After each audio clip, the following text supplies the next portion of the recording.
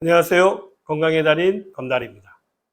나이 들수록 근육의 중요성에 대해서는 여러 차례 말씀을 드렸었는데요. 나이 들게 되면 근력이 현저하게 줄어들기 때문입니다. 그렇기 때문에 운동은 꾸준히 하시는 것이 중요한데요. 운동하면 헬스장을 가장 먼저 생각하시지만 문제는 헬스장까지 가는 것이 가장 힘들죠. 처음에는 큰맘 먹고 3개월이든 1년이든 등록은 했지만요. 결국에는 계속 지속하지 못하는 경우가 많기 때문인데요. 사실 저도 그렇습니다. 헬스장에 가면 운동을 하게 되지만요. 문제는 헬스장까지 가는 것이 보통 결심 없이는 하기 힘든 일인 것이죠. 그래서 오늘은요. 헬스장에 가지 않아도 되고요. 기구도 필요 없고 장소도 불문이면서 한번 하실 때 10초 정도만 하셔도 효과가 나타날 수 있는 코어 근육 단련법에 대해서 말씀드리도록 하겠습니다.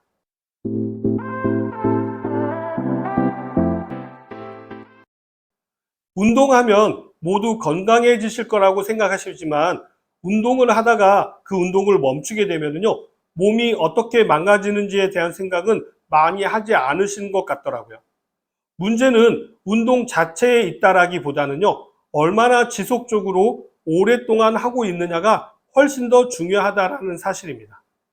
운동을 하기 위해서는 근력을 유지하기 위해서도 그렇고요. 힘을 쓰기 위해서도 그렇고요. 가장 기본이 되는 근육이 있겠죠. 코어 근육이라고 이야기하는데요. 허리라든지 옆구리, 배, 허벅지까지 이러한 근육들이 굉장히 중요합니다. 이러한 근육들은요. 골반이라든지 척추를 지지하고요. 몸통을 안전하게 감싸는 근육이기 때문입니다. 이러한 코어 근육이 약해지게 되면요. 쉽게 디스크가 오거나 낙상으로 인한 여러 가지 골절 질환이 나타나기가 쉬워지는데요. 문제는 이러한 코어 근육은 나이가 들수록 약해진다라는 것입니다. 예전 영상에서도 집에서 할 수 있는 근력 운동에 대해서 말씀을 드렸었는데요. 코어 근육을 단련하기 위해서 할 수 있는 운동 중에 가장 쉬우면서 가장 효과가 뛰어난 운동이 바로 프랭크 운동입니다. 프랭크 운동의 특징을 살펴보면요. 부상 위험은 거의 없고요. 신체 중심의 코어 근육을 단련하기에 아주 좋아서요. 남녀노소가 다 할 수가 있는 쉬운 운동법입니다. 다른 운동과 달리 점진적으로 시간만 늘려가면 되는 운동이라 너무 좋은 운동이라고 할 수가 있는데요. 프랭크 운동을 하는 방법에 대해서 말씀을 드리자면요. 엎드려서 팔꿈치를 90도로 만들고요. 어깨부터 허리, 다리, 발목까지 일자로 유지하시는 것이 중요합니다. 나이가 젊으신 분들 같은 경우에는 한 번 할 때 약 30초부터 시작을 하시면 될 것 같고요. 연세가 많으신 분들 같은 경우라면요. 한 번 하실 때 10초에서 15초부터 시작하셔가지고요. 점진적으로 시간을 늘려가시면 됩니다. 여기서 중요한 것은요. 내 몸에 맞는 시간을 선택하셔서 점진적으로 시간을 늘려가는 것이 중요하고요. 한 번에 오래 하시기보다는요. 짧게 하시더라도 여러 번 반복해서 자주 하시는 것이 효과가 훨씬 큽니다. 어느 곳에서든지 편하게 하실 수 있는 운동이 바로 프랭크 운동입니다. 열심히 프랭크 운동을 하게 되면요. 우리 몸에 어떤 변화가 나타날까요? 허리하고 등 근육을 강화하면서요. 동시에 척추를 바르게 펴는 작용이 가능하고요. 상체가 꾸부정하게 굽으신 분들에게는요. 상체를 교정하는 장점도 있습니다.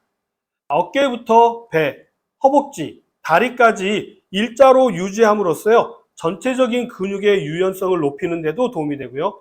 전신의 균형 감각을 향상시키기 때문에 낙상을 당하게 되더라도요. 이러한 근육이 우리 몸을 보호할 수 있기 때문에 큰 문제가 발생하지 않게 되는 것이죠. 유산소 운동이 아니기 때문에 체지방 수치가 급격하게 줄거나 하지는 않지만요. 플랭크 운동이 생각보다 여러 근육을 사용하기 때문에 다이어트를 하는 데도 도움이 된다라고 이야기할 수 있습니다. 가운데 중심 운동을 하셨다면요. 이제는 상체 중심의 운동도 필요할 것 같은데요. 상체 운동에 아주 쉬운 운동으로는요. 팔굽혀 펴기를 하시면 충분합니다. 많은 분들이 팔굽혀 펴기라고 하면 바닥에서 하는 것으로 알고 계시는데요. 이러다 보니까 여성분들 같은 경우에는요. 한 개도 못 하시는 분들이 많다 보니까 포기하시는 분들이 많으시더라고요. 바닥에서 하시는 게 어려우신 분이라면요. 벽을 짚고 하시면 됩니다. 벽 짚고 팔굽혀펴기를 5개 이상부터 시작하시면 되는데요. 점진적으로 개수를 늘려가시면 효과가 훨씬 더 좋아집니다. 이러한 팔굽혀펴기도 100개씩, 200개씩 하는 것이 좋으냐? 꼭 그렇지 않습니다. 그냥 20개 정도만 하셔도 되고요. 더 많이 늘리시지 않으셔도 상관은 없습니다.